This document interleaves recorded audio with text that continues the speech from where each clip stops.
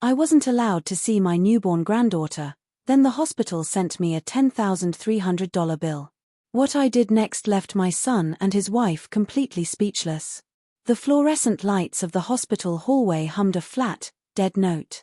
I stood frozen, my worn purse clutched in my hands, staring at the man who was once my little boy. He wasn't my boy now. He was a stranger, a fortress standing guard at a door labeled Maternity Suite 304. His shoulders were set in a hard line I didn't recognize. "Mom, you need to go," Michael said, his voice low, meant only for me. It carried no warmth, only a weary finality. "Sarah, she's exhausted. She doesn't want any visitors right now." The words didn't feel real. They were like stones dropped into the quiet between us, sinking without a splash. I tried to see past him, to catch a glimpse of the new life I'd traveled 3 hours to meet. All I saw was the cold, numbered metal of the door. My feet felt rooted to the spot, the cheerful pattern on the linoleum seeming to mock my sudden irrelevance. I don't know how long I stood there after he retreated back inside, the door clicking shut with a sound that echoed in my soul. The journey home was a blur of grey highway and silent tears. I kept replaying it, the way he wouldn't quite meet my eyes, the new, firm set of his jaw. Had I done something? Said something? The questions circled like vultures, picking at old memories. I remembered holding his hand through stitches, teaching him to drive, the proud hug at his graduation. Now, I was deemed unworthy of a first breath. The silence in my own house when I returned was deafening. 4 days, I moved through the rooms like a ghost, the anticipation that had filled this place now replaced with a hollow ache. Then, the envelope arrived. It was sleek and white, nestled between a pizza flyer and a utility bill. The return address was the hospital's. My heart gave a foolish, hopeful leap. An announcement. A photo. I tore it open with trembling fingers. The first line was a charge for an epidural. The second, for delivery room services. Line after line, a detailed accounting of the most profound moment of a family's life, a moment I had been forcibly edited out of. And at the bottom, the total, $10,300. A bill for an experience I was prohibited from sharing. It wasn't the amount that stole the air from my lungs, it was the symbolism. This was the price tag they had put on my exclusion. I sat down heavily at my kitchen table, the paper crisp and accusing in my hands. This was no longer just about hurt feelings. This was a declaration. Something in me shifted then. The grief didn't vanish, but it hardened, crystallizing into something cold and sharp and purposeful. Crying was for a loss you accepted. I was not ready to accept this. I looked around my home, the one I'd shared with Michael's father until cancer took him, the one where I'd raised our son. Every corner held a memory. But now, those memories felt like artifacts in a museum, beautiful but dead. This house was a monument to a family that, for me, no longer existed. I needed a new strategy. I needed to stop being the sentimental mother and start being a strategist. The battlefield had been drawn, and I had just received my first intelligence. I reached for the phone, my hand steady for the first time in weeks. I dialed Michael's number. He answered on the third ring, his voice cautious. "Mom." I didn't let any emotion bleed into my tone. I was calm, factual, a banker discussing a transaction. "Michael." I received a bill from the hospital. For $10,300.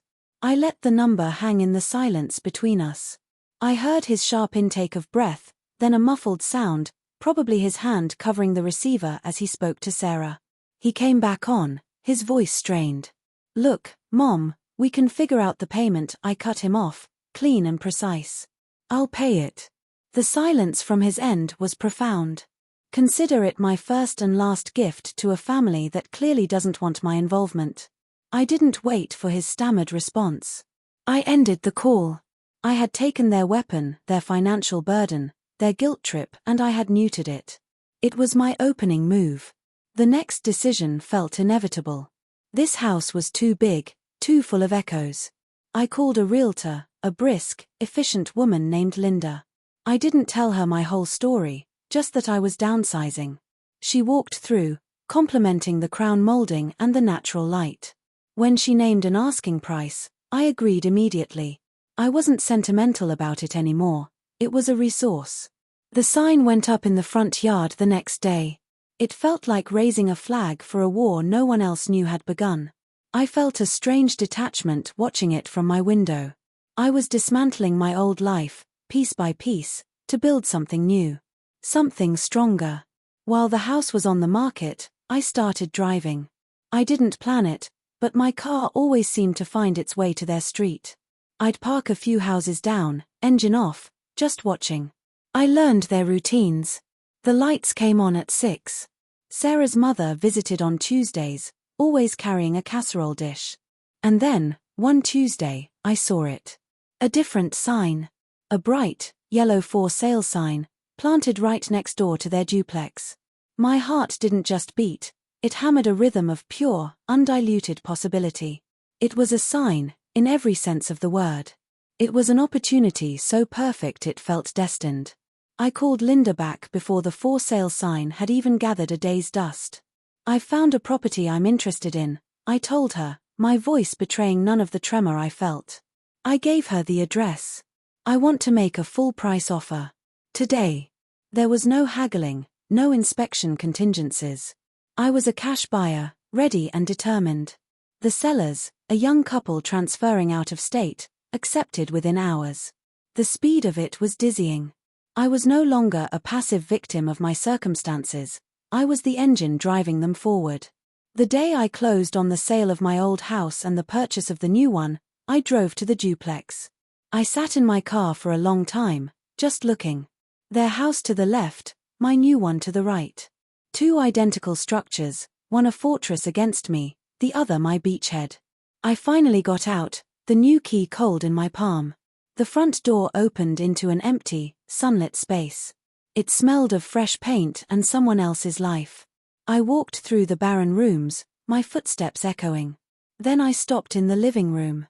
I could hear it, the faint, muffled thump of bass from their stereo, shared through the common wall. I could hear a baby's cry, sharp and clear. Clara. My granddaughter. I placed my palm flat against the cool drywall.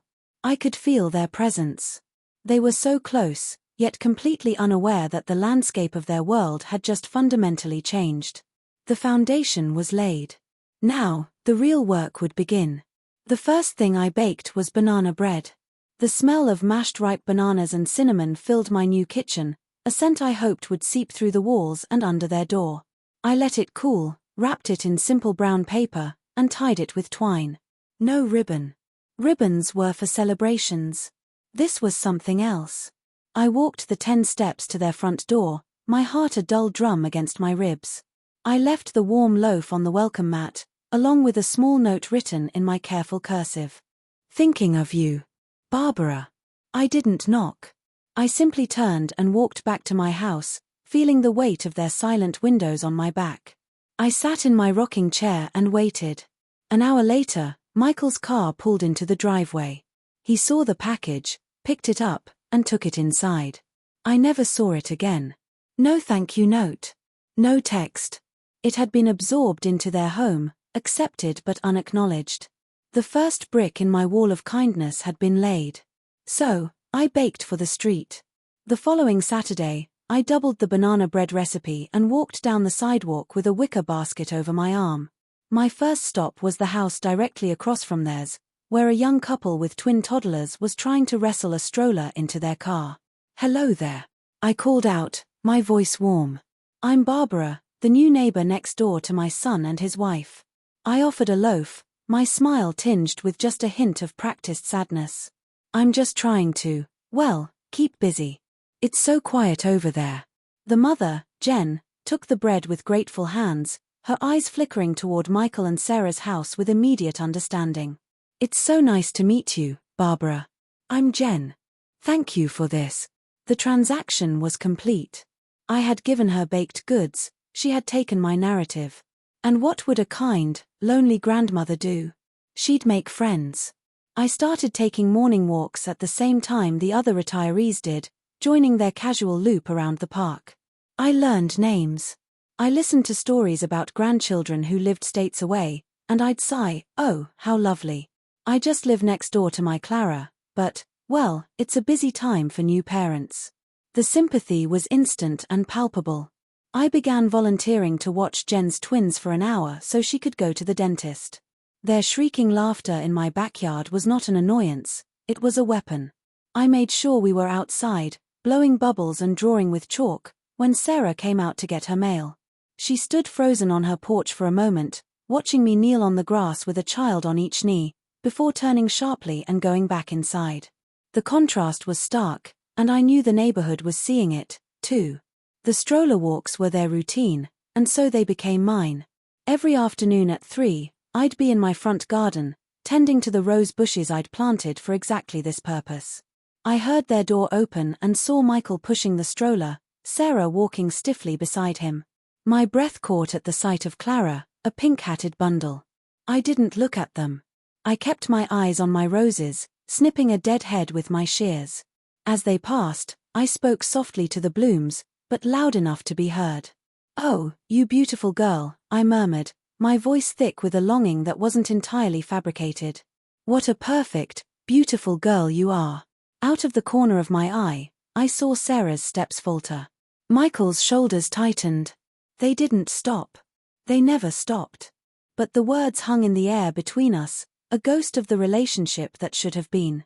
Then, Clara's first birthday approached. I saw the delivered party supplies, a box of plates decorated with cartoon ducks, a bulk pack of balloons. They were planning a small, private affair. I was not on the guest list. So, I made my own list. I spent an evening designing a simple, cheerful invitation on my computer. "You're invited." A neighborhood birthday celebration for Clara. I listed the date and time for a Saturday afternoon and specified the location as Barbara's backyard, right next door. I printed 50 copies. Before the sun was up, I walked the street, slipping one into every mailbox. The trap was set. By noon, my phone was buzzing with texts from Jen and other neighbors. "What a lovely idea, Barbara. We'll be there." The stage was mine. I ordered a massive, professionally decorated cake, bigger than any 1-year-old could ever need. I bought a piñata and 24 party favors. The day of the party, I dressed in a bright, floral dress. I set up tables and chairs in my yard, the colorful spread a glaring contrast to their quiet, closed-off home. The neighbors began to arrive, bearing gifts for Clara, complimenting me on the setup. The party was in full, noisy swing when their front door finally opened. Michael emerged, holding Clara, with Sarah trailing behind him, her face a thundercloud. They had been forced to choose: hide inside and confirm every suspicion the street had about them, or participate in the charisma and be miserable. They chose misery. Michael moved through the crowd, a strained smile on his face, while Sarah stood by the fence, arms crossed, refusing to look at anyone. I floated through the party, the picture of a gracious host. "I'm just so glad I could do this for her," I told anyone who would listen, accepting hugs and praises. I was the sun, and they were the shadows eclipsed by my light. The following week, I had my scheduled cardiologist appointment. The diagnosis was a moderate mitral valve prolapse. "It's manageable with medication and monitoring, Barbara," the doctor assured me. "But it's serious. You'll need to reduce stress." I left the appointment with a prescription and a new idea. That evening, there was a neighborhood watch meeting in Jen's garage. When it was my turn to speak, I stood, looking a little frail. "I just wanted to let you all know," I began, my voice soft but clear, "I've had some heart trouble. The doctor says I need to take it easy." A wave of concerned murmurs rippled through the group. I managed a brave smile. "But I'll be fine. It just makes you realize what's truly important. Family." I let my gaze drift, just for a second, toward the direction of my son's house. The message was received. The side eyes and whispered conversations that followed were a symphony. The sick grandmother card was now in play, and it was a powerful one. The pressure was working. I started to see the cracks. One Tuesday night, long after dark, a soft knock startled me from my reading. I opened the door to find Michael standing there, shoulders slumped, looking more like the boy I remembered than the man he'd become. "Can I come in?" he asked, his voice rough. I stepped aside without a word. He sat at my kitchen table, the same way he had as a teenager after a bad day. I placed a glass of milk and a plate of the brownies I now always kept in stock in front of him. He didn't speak for a long time. Then, the words tumbled out. "It's so hard over there, Mom. Sarah, she's just so angry all the time now. About the party, about the neighbors, about everything." I listened, nodding sympathetically, saying nothing. He was coming to me for sanctuary, not realizing he was seeking comfort from the source of the storm. It was the most significant victory yet. The for sale sign was their surrender. I watched from my kitchen window as a man in a bright vest hammered it into their front lawn. The sound was a distant, satisfying tap, tap, tap that echoed the final nail in the coffin of their life here. I felt a quiet thrill, cold and clean. They thought they were running. They had no idea they were running right into my arms. I didn't waste a moment. I picked up the phone and called the lawyer I'd met at the neighborhood association picnic, a sharp, quiet man named Robert who asked no unnecessary questions. "Robert, Barbara here," I said, my voice all business. "I need you to form an LLC for me. Something bland. Maple Street Holdings. I want to make a cash offer on a property." I gave him the address. There was a pause on the line, but he was too professional to comment. "I'll have the documents to you by end of day," was all he said. The machinery was in motion. The offer went in that week. Full asking price, no contingencies, a quick close. I heard the news through the neighborhood gossip chain, which I had cultivated so carefully. Jen texted me, "Looks like someone snapped up Michael and Sarah's house already. They must be relieved." I texted back a simple, "How nice for them." I pictured them in their home, packing their boxes, thinking they had found a lucky escape, a clean break from the Grandma B problem. They were celebrating their freedom, unaware they were selling their prison to the warden. The irony was so rich I could taste it. I kept my curtains closed, maintaining the illusion of a defeated old woman, while inside, I was a general planning the final occupation. The day of the closing, I sat in my living room, perfectly still. I watched the moving truck swallow the pieces of their life. Sarah moved with a frantic, jerky energy, barely looking up. She tossed boxes into the truck like she was discarding garbage. Michael's movements were slower, heavier. He carried a box of his old vinyl records, ones I knew from his childhood, with a gentleness that surprised me.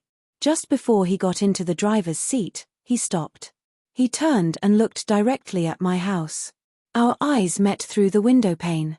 His face was a complicated map of regret, confusion, and a strange, weary relief. He gave a small, almost imperceptible shake of his head. I didn't smile. I didn't wave. I simply held his gaze, letting him see the absolute, unshakable calm in mine. Then, he got in the car, and they drove away. The moment their car turned the corner, I moved. I walked out my front door, across the two lawns that had been my stage for a year, and stood on their porch, my porch. The air felt different. I took the new key, a silver one from Robert, from my pocket. It slid into the lock with a smooth, final click. I pushed the door open. The house was empty, echoing with the ghosts of their presence. Sunlight streamed through the bare windows, illuminating dust motes dancing in the air. It smelled of bleach and emptiness. I walked from room to room, my footsteps the only sound. I stopped in what had been Clara's nursery. A single, forgotten pink sticker was stuck to the wall. I peeled it off and put it in my pocket. A trophy. The next day, the construction crew arrived. I had hired them with a simple directive. "I want this wall gone," I said, pointing to the common wall between the two living rooms. The foreman nodded, unfazed. The first swing of the sledgehammer was a thunderous crash that made me flinch. Drywall dust filled the air like smoke. I stood and watched as the wall, the physical symbol of the separation they had imposed, was reduced to rubble and splintered studs. With each blow, I felt a layer of my own pain chip away. They had tried to keep me out, and now I was literally tearing down the barrier. When the dust settled, the space was transformed, one vast, open, sun-drenched room, stretching from what was once my home into what was once theirs. The unification was complete. A week later, a thick envelope arrived from Robert. The final paperwork for the sale was complete, and the deed was now entirely in the name of Maple Street Holdings, which was entirely me. I sat at my large, new kitchen table that now sat in the merged space, and I opened my checkbook. I wrote a check to a financial advisor, a woman named Linda who specialized in educational funds. Then, I wrote a larger one, drawn from the proceeds of my old house's sale, to fund a trust for Clara. I placed the documents into a fresh envelope and addressed it to Michael's new apartment, an address I had obtained from a misdirected piece of their mail. I included a short note, written on my simple, elegant stationery. Michael, so that Clara will always have a place with me. All my love, Mom. It was not an apology. It was a deed. It was proof that my love was a permanent, financial fact, while their rejection was a temporary, failed strategy. That evening, I sat in my rocking chair, positioned perfectly in the center of the great room. To my left was the space where I'd drunk tea and plotted. To my right was the space where they tried to shut me out. The silence was no longer empty, it was peaceful. It was mine. I had taken their cruelty and their bill and their rejection, and I had built something unassailable from it. I hadn't just gotten revenge. I had gotten a home, a legacy, and most importantly, I had gotten the last word without ever having to raise my voice. They built the walls of this prison, but now, I held all the keys. And I knew, with a certainty that warmed my old bones, that one day Clara would walk through this very door, and she would know that her grandmother's love was the foundation of everything.